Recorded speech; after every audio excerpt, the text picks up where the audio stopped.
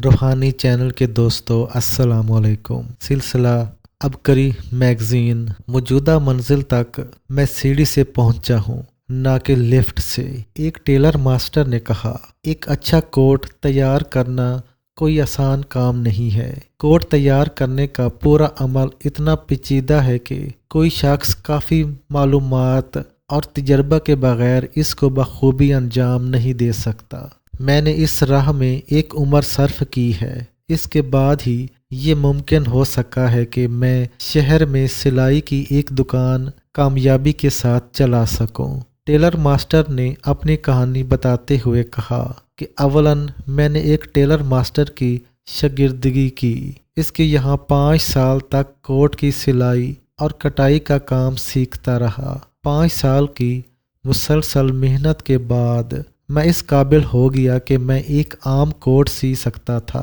मगर जब मैंने अपनी दुकान खोलकर काम शुरू किया तो मालूम हुआ कि अभी बहुत से मसाइल हैं जिनको हल करना बाकी है। हर आदमी का जिस्मानी ढांचा अलग अलग होता है और किसी कोट को पहनने वाले शख्स के अपने ढांचे के मुताबिक होना चाहिए। चुनांचे जो कोट मैं तैयार करता अक्सर इसमें शिकायत हो जाती, क्योंकि इसमें गाहक के अपने जिस्मानी ढांचे के लिहाज से कुछ फ़र्क हो जाता और कोट सही ना आता।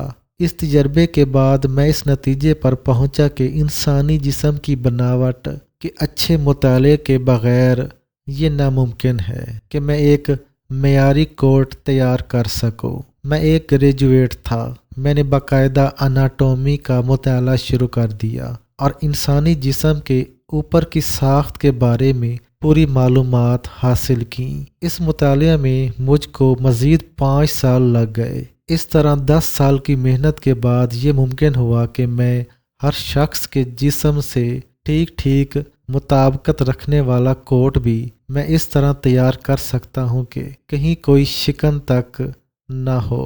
हर लिहाज से एक मौजू कोट तैयार करने के लिए बहुत सी बातें बतौर खुद जाननी पड़ती हैं, क्योंकि हर चीज़ का नाप नहीं लिया जा सकता।